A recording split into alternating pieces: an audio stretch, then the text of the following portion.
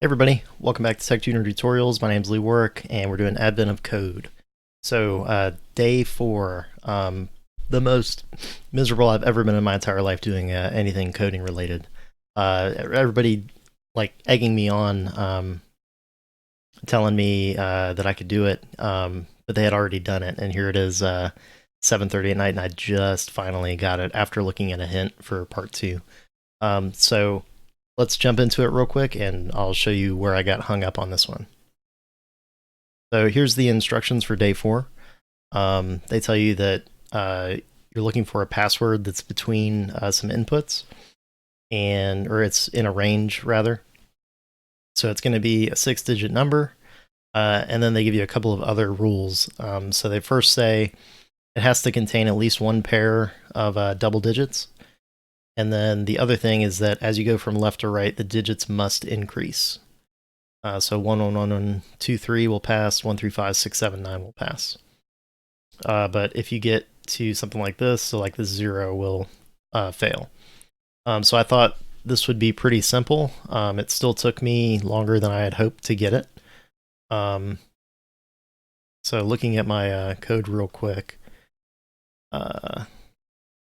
So I started with, I just copied over the input since it was a one-liner. Split it into numbers, and then I had 2 functions that I ran to check those 2 rules. And I checked those in just a for loop. So I think that you could probably do this a lot faster on your processor by using these rules to maybe like recursively call these ranges, because there's a lot of wasted numbers in there. So for instance, if you're counting up like even the starting range, you're not actually gonna get anything valid until you hit 3, 4, 7, 7, 7, 7. So that like 400 numbers there, you're gonna loop through for no reason. So if you can imagine, there's probably like tens of thousands of numbers in there that are just automatically invalid. But I figured, hey, I've got a good computer. I don't want to spend all day doing this, and I'll just kind of brute force it basically and loop over the entire range. So I did that, and I first passed the number into a check increasing function. So I grabbed the word, I grabbed the number and turn it into a password that is a string. I set a boolean to say like by default this thing's going to fail, and then I check to see if it will pass. And so I loop over the 6 digits in it from left to right, starting at index 0. So I look, and then as I move to the right, I look at the previous number and say, hey, was that number lower than my current number? Or rather, is my current number bigger than or equal to the previous number or the highest number, basically? So that one wasn't too bad. Checking for doubles, also just looking for one double within that number was also not too terrible. Basically, same thing, loop over the number. This time, I'm starting at the first position, so starting 1 in, and then I grab the previous number and store that, and basically say, as I loop through, look at the previous number, and if any of those match, go ahead and break my loop and say that it passes, basically. So I got that. That wasn't bad. If we run this, you can see it takes a second because it's looping over those thousands of numbers. So we got 594, which was the input that I was looking for. But part 2 ate my lunch, absolutely and completely. So now they've got these instructions, right? And so I interpreted it after reading it that I was looking for no triplets. But if you read them, I don't know, 8 million times, maybe you could deduce that what they're really asking here is that you only have one set of doubles in the number. So it has to have at least one set of double numbers. So this would pass because there are only sets of doubles. This would fail because there's not at least one set. And this one, this one will pass because it's got that 22. I had thought that it would pass if you had, like the 1, 1 would pass in this group of 4, but that's not true. Similarly, if if you've got triples, I thought that was an automatic disqualifier. Also not true. They were just explicitly looking for, does it have at least one double in there, and is that double not part of a triple? Which is really simple sounding, but whenever you get to it, you then have to go, well, okay, if this, let's say I'm looking at these ones, and then I go one more, and I get 3, I was like, oh, well, that's an automatic disqualifier, like that doesn't count anymore. But really, you have to look ahead again and see, like, oh, is it part of 4? Well, then it's okay, and we're still in the game, basically. And then look and finally find the 22. So I did this about, man, I don't know how many ways that I tried this. It took me a good long time. I got very, very frustrated with myself for not being able to get this. But what I ended up finally doing after asking for help and looking on Reddit at the Advent of Code Reddit, I finally just looked at somebody's answer, and immediately as soon as I saw their method of checking, I shut my phone off and came back to it and was like, okay, I think I know what I was doing wrong. So what I was trying to do originally was look to the next number, and then look like backwards, and then look forwards, and then look 2 places ahead, and that is like impossible. You'll never write that logic. I saw some people were using regexes for it. If you can do like lookups and previous lookups and that kind of thing in regex, more power to you, but I'm not that person. So here's my solution that actually made sense to me. So I got rid of my previous check double function and wrote a new one. Now, kind of like the previous one, I'm going to start at at 1 and grab that previous digit. So instead of looking backwards and forwards and all this garbage, you just keep track of how many digits there are. That was the secret sauce that I was missing from what I was doing, and that greatly simplified the problem. So if you do that, then you can check like on your passes through.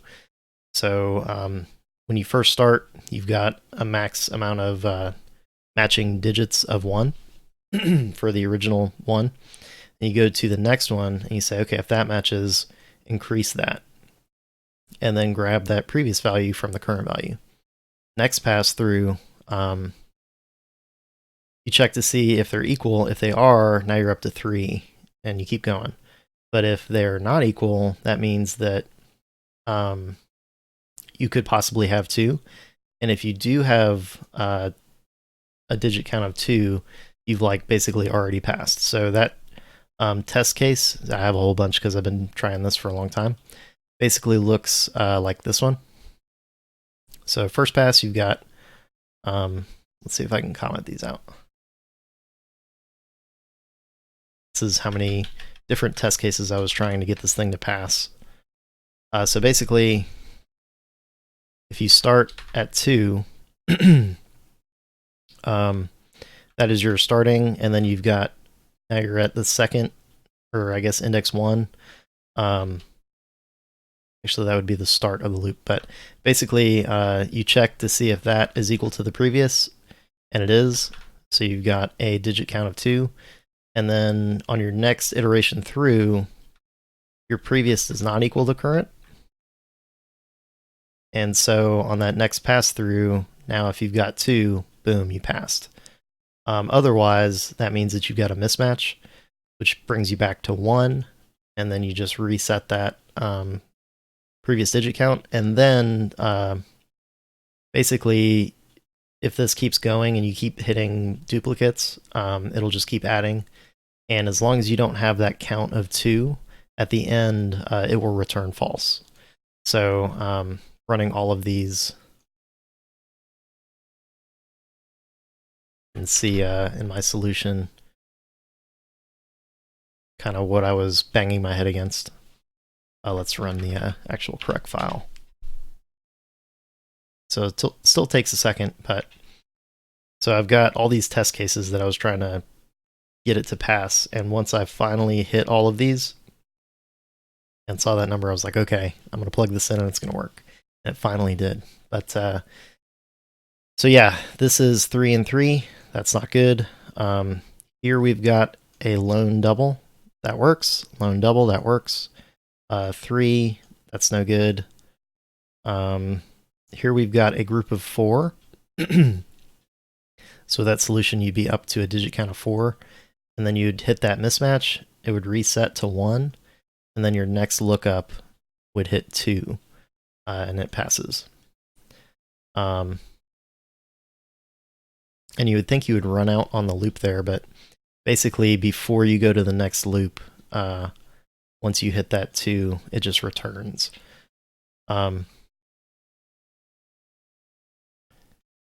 So where were we? Anyway, so I did a lot of different permutations of like looking for that single double somewhere in this number. All different, obviously should fail. Only one should pass. This one tripped me up. I thought that this would pass, but it should not, because if you've got 2 groups of the same number, it should only be one group, one double. So that's flunk. Obviously another triple. This also was tough, having the group of 4 in the middle. So imagine looking forwards and backwards. That's really, really tough to work out. Whereas if you're just counting the number of digits, it greatly simplifies it. So, yeah, I will delete all of these and push this up to GitHub. But that's all I've got for day 4 of Advent of Code. I don't know if I'm going to keep doing this because this is super duper frustrating. I'm not a person that does a lot of HackerRank and LeetCode and that sort of thing. And it's, as I understand it, like Advent of Code, I didn't think it would be this hard, but it turns out it is one of the harder coding challenge things that you can do.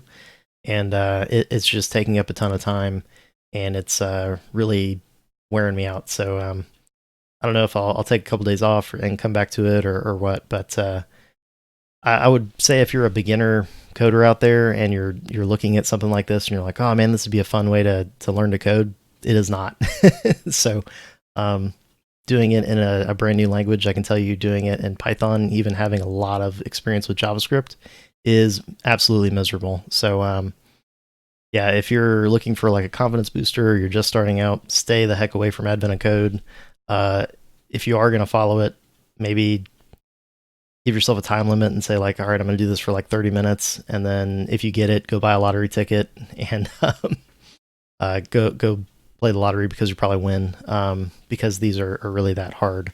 Yeah, give yourself a time limit, check it, and then jump on a forum or something, look for your language of choice, and then look at the answer and see like what the strategy is, because that's where the learning happens. If you just go by the site and look at what they give you, whenever you give a submission, it's just like, oh, that number's too low. So this is what I got, like, oh, 344 is too low, or hey, sorry, that's not right.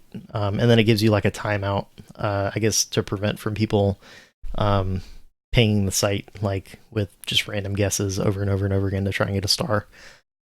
So there's not a lot of feedback. There's not a lot of test cases. The instructions are, not to offend anybody, but like very poorly written. It's very hard to understand what exactly they're looking for. So this could definitely be an exercise in frustration with very little payoff, if you're out there and you're new to coding. So take that with a grain of salt. I'm also very salty about how difficult this is. So I mean, there are people that are just blazing through it. But just know that if you're looking at YouTube and seeing somebody that reads it for like 10 seconds and then goes and does the answer, those people are maybe not human. They might be lizard people, so or robots or something. But don't beat yourself up too much, because these are ridiculous problems. All right, that's all I've got for tonight. I may or may not see you tomorrow, depending on how over the top the problem is. Have a good one.